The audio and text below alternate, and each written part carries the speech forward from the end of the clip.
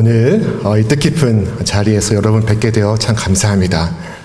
자, 우리 옆에 계시면 다 아시죠? 네, 한번 인사하실까요? 반갑습니다. 참 잘 오셨습니다. 고맙습니다. 감사합니다. 네. 오늘 본문의 말씀은 예수님께서 십자가를 지시기 위하여 예루살렘에 올라가시던 그 순간을 기록하고 있습니다.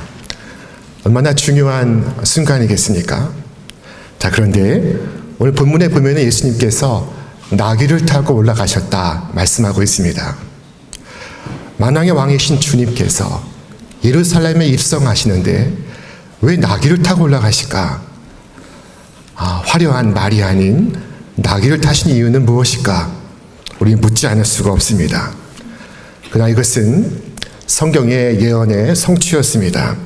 시온에 따라 기뻐할지어다, 예루살렘에 따라 즐거이 부를지어다. 보라, 내 왕이 너에게 임하나니 그는 공의로우며 구원을 베풀며 겸손하여서 나귀를 타나니. 자, 오늘 우리 모두는 이 나귀와도 같습니다. 왜냐하면 왕이신 그리스도를 모시고 세상 속으로 나아가고 있는 것입니다. 자, 메시아를 세상 속으로 모시고 갔던 나귀처럼 주께서 우리를 불러 귀한 사명을 맡기십니다. 주께서 우리에게 주시는 사명은 세 가지의 큰 신비가 있습니다. 첫째는 이 사명은 우리를 풀어 자유케 한다는 것입니다. 자, 나귀를 풀어내게 하실 때 주께서 하신 말씀, 나귀 새끼가 메어 있는 것을 보리니 풀어 끌고 오라. 만일 누가 너희에게 어찌하여 푸느냐 묻거든 말하기를 주가 쓰시겠다 하라 하셨습니다. 자, 주께 부름받는 그 순간 나귀가 묶임에서 풀려나고 있습니다. 매임에서 자유케 되고 있습니다. 많은 이들이 오늘 이 땅에서 무엇인가에 묶여 살고 있습니다. 자, 어떤 이는 관계에 묶여 있고 어떤 이는 자기 자신에게 묶여 있습니다. 어떤 이는 성공에 묶여 있고 어떤 이는 약에 묶여 있으며 어떤 이는 세상 자랑에 묶여 있고 어떤 이는 자신의 정욕에 묶여 있습니다. 이 모양 저 모양으로 무엇인가에 묶여 있습니다. 그러나 주님의 부르심은 우리를 자유케 합니다. 제가 왜 목사가 되었느냐고 누가 물으신다면 저는 자유한 사람이 되고 싶었습니다 라고 고백할 수가 있습니다. 사명은 우리를 자유케 합니다. 모든 묶임에서 풀어 우리를 자유케 합니다. 이것이 사명의 첫 번째 신비입니다. 사명의 두 번째 신비는 사명은 비로소 나를 나되게 한다는 것입니다. 말과 달리 나귀는 덩치가 작고 아름다운 갈기도 없으며 볼품이 없습니다. 나귀에 앉지 않고 서 있으나 눈높이가 같습니다. 자, 그러나 이 나귀가 부름을 받는 순간 나귀의 진가가 발휘되기 시작합니다. 나귀가 빛을 발합니다.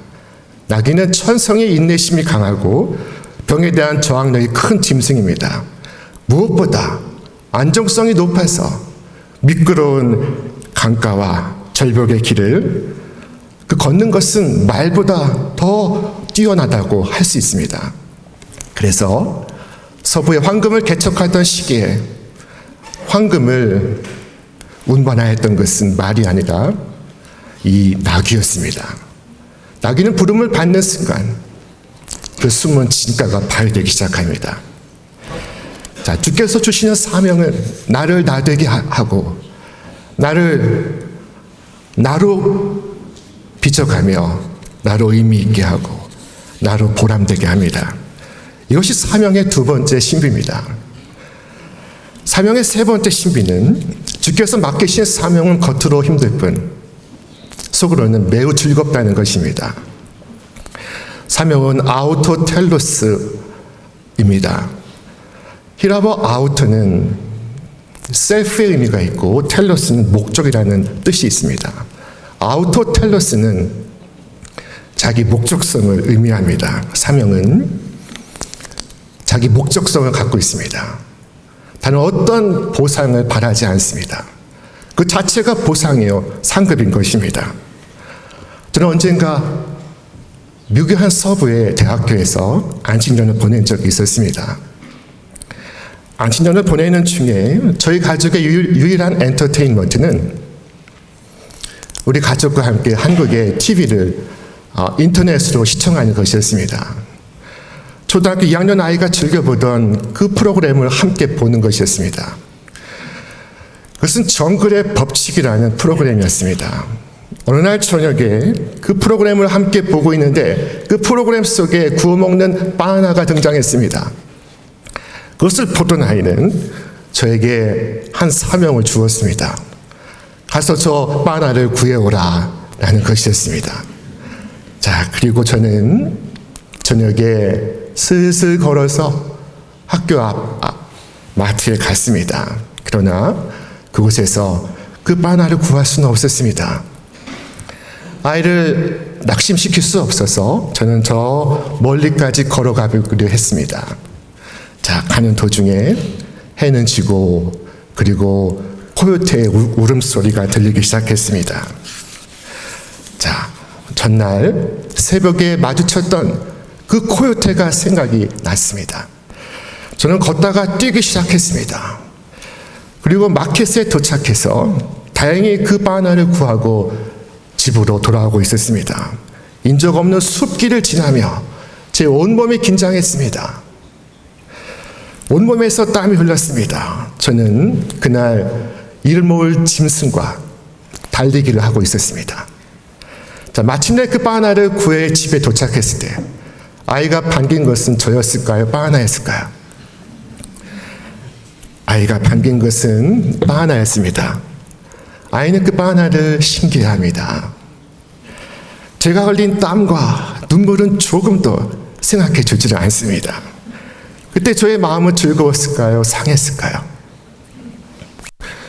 저의 마음은 한없이 즐거웠습니다. 표현할 수 없을 만큼 행복했습니다. 사명은 아우토텔로스입니다. 박수를 바라지 않습니다. 다른 보상을 필요로 하지 않습니다. 다른 칭찬이 필요가 없습니다. 아이 앞에 바나나를 무사히 가져올 수 있었던 것, 그것이 저에게 충분한 보상이요 상급이었습니다. 성경에 사도 바울은 고백했습니다. 그는 그 긴 고난 목록 속에서 자기가 당한 수고를 열거했습니다. 내가 수고를 넘치게 하고 옥에 갇히기도 많이 하고 매도 수없이 맞고 여러 번 죽을 뻔하였으니 유대인들에게서 40에서 하나 감한매를 5번 맞았으며 3번 태장으로 맞고 1번 돌로 맞고 3번 파선하고 일주일을 깊은 바다에서 보냈으며 여러 번 강의 위험과 강독의 위험과 동족의 위험과 이방인의 위험과 신의 위험과 광야의 위험과 바다의 위험과 거짓 형제의 위험을 당하고 또 수고하고 애쓰며 여러 번 자지 못하고 줄이고 목마르고 굶고 춥고 헐벗으니라. 그러나 그가 무엇을 말하고 있습니까? 그는 말했습니다. 내가 나를 전제로 드릴지라도 나는 기뻐하고 너희 무리와 함께 기뻐하니 이와 같이 너희도 기뻐하고 나와 같이 기뻐하라. 이것이 바울의 행복이었습니다. 바울은 죽을 고생을 했습니다. 그러나 감사했습니다. 그는 자신을 희생하면서 기뻤습니다. 바울은 세상에서 가장 행복했습니다. 어느 통계를 보니까 우리 한국인이 사랑하는 가장 사랑하는 시인은 윤동주라고 합니다. 윤동주의 시 가운데 십자가라는 제목의 시가 있습니다. 행복한 괴로웠던 사나이 행복한 예수 그리스도에게처럼 십자가가 허락된다면 모가지를 들이우고 꽃처럼 피어나는 피를 어둠하는 하늘 밑에 조용히 흘리겠습니다. 저는 이 시를 이해할 수가 없었습니다. 괴로웠던 사나이와 행복한 예수 그리스도, 어떻게 이 대립의 형용 모순이 한 사람의 생애 속에 존재할 수 있다는 말인가? 이것을 어떻게 이해할 수 있다는 말인가? 자, 그것은 바로 그 속에 사명이 있었던 것이었습니다. 이것이 바로 사명의 신비였던 것입니다. 윤동주의 십자가에는 이 십자가가 행복이라는 사실을 일깨워주고 있습니다. 여러분, 오늘 삶의 기쁨과 보람을 잃으신 분이 있습니까? 우리는 사명을 잃을 때 기쁨도 있습니다. 우리가 사명을 잃을 때 우리의 삶은 견딜 수 없이 무거워집니다. 여러분, 어린 시절 듣던 이솝 우화를 아십니까? 어느 날 소금자루를 쥐고 다리를 건너던 나귀가 그만 휘청거리다가 물에 풍덩 빠지고 말았습니다. 한참 허우적대고 올라오니 소금자루는 다 물에 녹아버리고 그 짐은 가벼웠습니다. 이것을 경험한 나귀는 그 다음에 솜자루를 쥐고 가면서 일부러 물에 풍덩 빠졌습니다. 그리고 그가 고의로 사명을 유기한 후에 다시 올라갔을 때 그의 짐은 견딜 수 없이 무거워졌습니다. 자, 여러분, 프랑스 사람이 가장 존경하는 인물 피에르 신부는 매년 프랑스 사람들에게서 가장 존경받는 인물로 선정되곤 했습니다. 그는 빈민 구호단체 엠마우스의 창설자이기도 합니다. 자, 그분이 단순한 기쁨이라는 책을 지었는데 그 속에 등장하는 한 일화입니다. 한 청년 신사가 자살 직전에 이 신부에게 찾아와서 조언을 구합니다. 그는 자신이 자살할 수밖에 없는 이유를 설명하기 시작했습니다. 사회적 이유, 경제적 이유, 가정적 이유. 이 힘든 상황 때문에 목숨을 끊을 수밖에 없음을 조목조목 설명해 갔습니다. 신부는 고개를 끄덕였습니다. 충분한 이유가 되군요. 자살해야겠습니다. 하지만 기왕에 죽을 거라면 죽기 전에 나를 잠시 도와주고 가시면 안 되겠습니까? 그러자 이 청년은 어이가 없었습니다. 죽고자 하는 자에게 도움을 구하다니. 그러나 가만히 생각해 보니 그에게 시간이 있어 이 신부님의 청을 들어주기로 했습니다. 자, 그는 그 신부님과 함께 가난하고 병들고 소외된 사람들 돕기 시작했습니다. 그는 어려운 이들에게 음식을 나누어 주었고 집 없는 이들을 위하여 함께 집을 지어 주었습니다. 얼마 후 이 사람은 신부를 찾아와 이렇게 말했습니다. 신부님, 아니 신부님이 그때 제게 돈을 주었다면 저는 다음날 죽었을 것입니다. 그러나 신부님은 제게 아무것도 주지 않으셨습니다. 도리어 제게 도움을 요청하셨습니다. 그래서 나는 내가 살아야 할 이유를 알았습니다. 나는 참된 행복이 무엇인지를 알았습니다. 신부가 자살하려는 사람에게 깨닫게 해준 것이 무엇이었습니까? 그것은 그의 사명이었습니다. 누가 사명을 짐이라고 했습니까? 누가 사명을 고난이라고 했습니까? 사명은 내가 살아가는 이유요, 나로 살 수 있도록 하는 힘입니다. 사명이 나를 지켜줍니다. 물살이 센 시냇물을 지나갈 때는 저 네팔의 아이들은 큰 바위들을 가슴에 안고 건너갑니다. 세찬 물결에 휩쓸려 가지 않도록 바위를 지고 건너갑니다. 트럭이 경사가 높은 길을 올라갈 때는 화물을 반드시 싣고 올라갑니다. 자, 내게 주어진 사명은 나를 안일과 불의와 나태의 물결에 휩쓸려 가지 않고 나로 바른 길 가게 하며 나로 의로운 길 걸어가게 합니다. 자, 여러분, 이때 이 나귀는 주목받지 않던 짐승이었음을 기억하시기 바랍니다. 자, 주께서 부르신 사람들은 다 그와 같습니다. 거리에서 먼지를 뒤집어 쓰고 세금을 징수하던 마태와 저 갈릴리 호수에서 그물질을 하던 베드로, 그 중에 누구 유명한 사람이 있습니까? 자, 그러나 이 나귀가 착각을 했다고 가정해 보십시오. 사람들이 갈채를 보낼 때 이 나귀가 나를 이렇게 환영하는구나, 내가 이렇게 훌륭한 사람이구나 하고 우쭐대어 그 두 발을 번쩍 들고 그 환호를 자신이 받는다면 그가 모시고 가는 주님은 어떻게 되겠습니까? 아름다우신 주님은 어떻게 되겠습니까? 땅에 떨어지실 것입니다. 자, 나귀는 큰 벌을 받게 될 것입니다. 나귀의 영광은 엎드릴 때 있습니다. 나귀가 고개를 쳐들고 영광을 받아야 하는 순간 나귀는 모든 것을 잃게 될 것입니다. 여러분, 명심하십시오. 나귀가 위대한 것이 아닙니다. 나귀가 모시고 가는 그리스도가 위대하신 것입니다.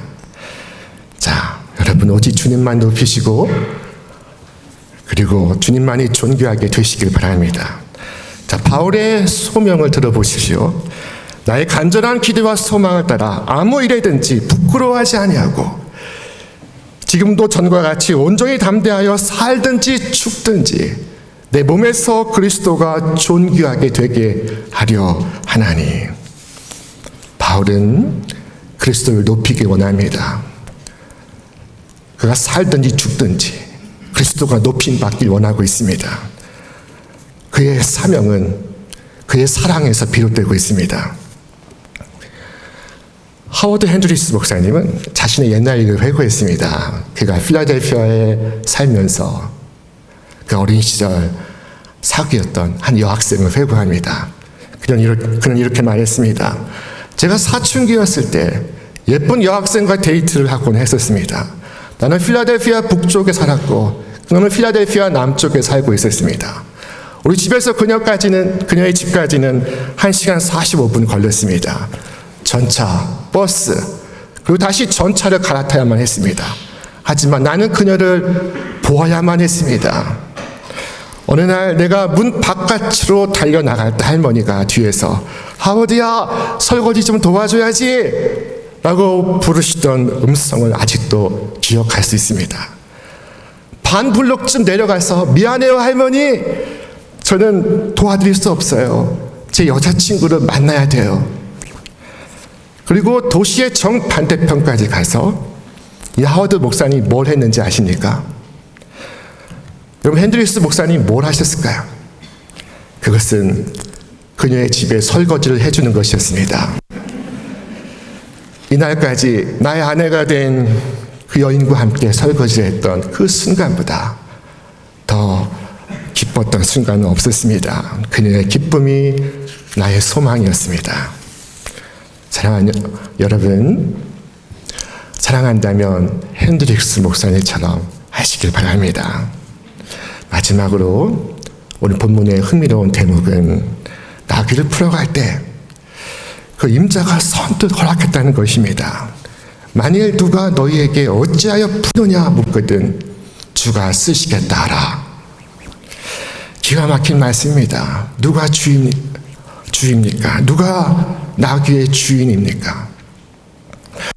자, 정말 그 나귀를 푸는데 그 주인들이 물었습니다. 그 새끼 나귀는 왜 푸는 거요? 그러자 그들이 말합니다. 주께서 쓰시겠다 하십니다. 여러분, 나귀의 주인이 누구입니까? 여러분에게 오늘의 호흡을 주고 장차 여러분의 호흡을 거두어 가시는 이가 누굽니까? 여러분에게 은사와 재능과 시간과 건강을 주시는 이가 누구입니까? 여러분, 주가 쓰시겠다 하신 말씀 기억하시기 바랍니다. 오늘 한 말씀으로 오늘 모든 이야기를 마치겠습니다. 어느 교회에 한 집사님이 있었습니다. 참 충성스러운 분이셨습니다. 오늘 교회에 충성스러운 집사님을 만나는 것은 목사님의 복입니다. 목사님이 그에게 부탁하셨습니다. 김 집사님, 앞으로 교회의 살림을 맡아주시기 바랍니다. 사무처장으로 임명하겠습니다. 자, 그 얘기를 전하고 돌아오셨는데 그만 그 김 집사님이 위암에 걸리게 되었습니다. 목사님은 새벽 기도에 그를 생각하며 괴로운 마음으로 기도했습니다. 자, 그런데 기도하던 중에 스친 말씀이 오늘 이 본문 말씀이었습니다. 그리고 아침에 그 김 집사님을 찾아갔습니다. 그리고 이야기합니다. 집사님 안심하세요. 주가 쓰시겠다고 하십니다. 그리고 어떻게 되었을까요? 그 김 집사는 위암 사계의 위를 90%를 절개하고 그리고 식도와 소장을 연결해서 지금까지 건강하게 잘 살고 있습니다.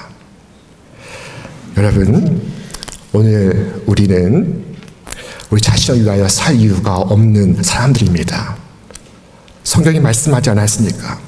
그 모든 사람을 대신하여 죽으심은 살아있는 자들로 하여금 다시는 그들 자신을 위하여 살지 않고 오직 그들을 대신하여 죽었다가 다시 사시는 이를 위하여 살게 하려 하심이라. 오늘 존귀하신 주님께서 여러분을 쓰시겠다 하십니다. 오늘 겸손히 주님을 모시고 땅 끝까지 나아가시기 바랍니다. 여러분의 귀한 사명을 통하여 주님의 아름다운 이름이 온 세상에 널리 퍼지기를 주의 이름으로 축원합니다. 우리 함께 기도하겠습니다.